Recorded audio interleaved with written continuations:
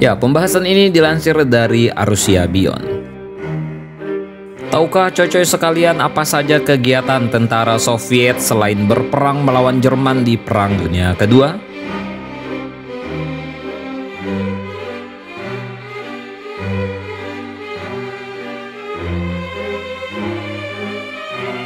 Selama periode awal perang yang penuh bencana ketika tentara merah berada di ambang kehancuran, para prajurit Soviet selalu dikerahkan di garis depan sehingga tak punya waktu untuk istirahat atau pemulihan diri.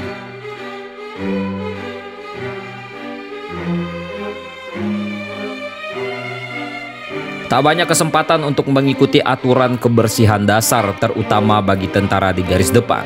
Tidak seperti tentara Jerman, pasukan Soviet jarang sekali diizinkan cuti, bahkan untuk periode singkat, misalnya 2 hari. Itulah sebabnya adalah kebahagiaan luar biasa jika mereka bisa mandi, bercukur atau membersihkan diri, memperbaiki seragamnya. Kurangnya kebersihan menyebabkan penyakit dan infeksi. Selain orang Jerman, tentara Soviet punya musuh mematikan lain, yaitu kutu. Sebagian besar waktu dan perhatian prajurit didedikasikan untuk memerangi parasit kecil namun menakutkan ini. Sebanyak 96% tentara Soviet menderita kutu selama perang.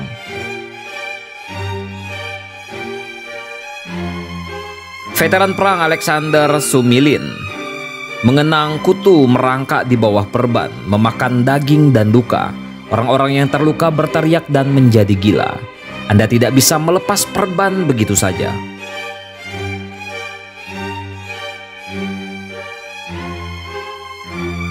Untuk melawan kutu dikerahkan gerbong-gerbong kereta api khusus yang dilengkapi dengan pemandian disinfektan. Di daerah-daerah di luar jangkauan kereta ini, perusahaan disinfektan yang bertugas.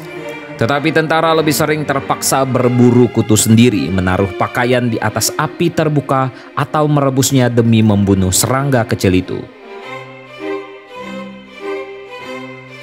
Biasanya tentara Soviet 2 kali sehari, tepat setelah matahari terbit dan lagi setelah matahari terbenam.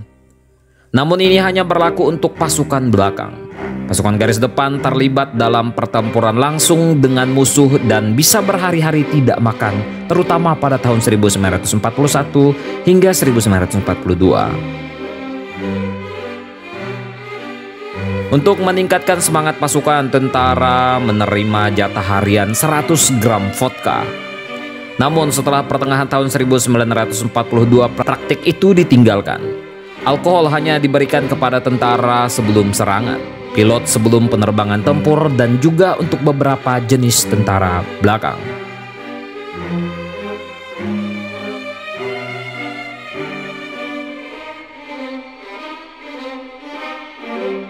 Bahkan selama periode pertempuran yang intens dan dramatis, tentara Soviet sering dikunjungi oleh para artis dan penyanyi, hiburan yang diadakan untuk meningkatkan semangat. Beberapa yang beruntung memiliki kesempatan untuk melihat mereka secara live. Penyanyi terkenal Rusia, Lydia Ruslanova, sering mengunjungi pasukan Soviet selama pertempuran yang paling penting dan strategis. Ia tidak pernah menghentikan konsernya bahkan ketika serangan Jerman dimulai. Pada tanggal 2 Mei 1945, ia memberikan pertunjukan seiring langkah masuk Reichstag.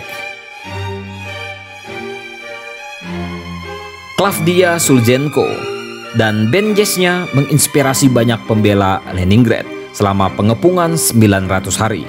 Ia beberapa kali mengunjungi kota tersebut. Ia bahkan dianugerahi medali pertahanan Leningrad.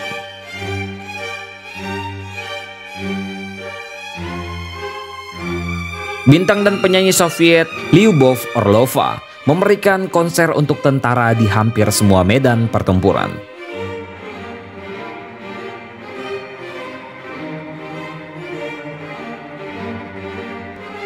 Foto ini menjelaskan penyanyi populer Soviet Leonid Utesov dan bandnya tidak hanya tampil di depan para prajurit, tetapi menghadiahkan mereka 2 pesawat tempur Lavokin LA-5 yang uang pembangunannya datang dari militer.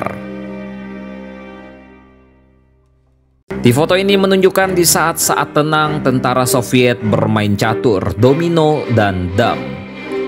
walaupun mereka sangat jarang memainkannya.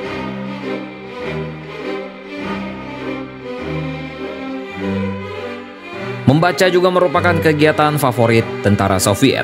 Beberapa memiliki buku sendiri, meskipun banyak yang lebih suka berkumpul di sekitar seseorang yang membaca koran. Jika ingin membacakan surat pribadi dari rumah seseorang akan selalu disambut dengan sukacita.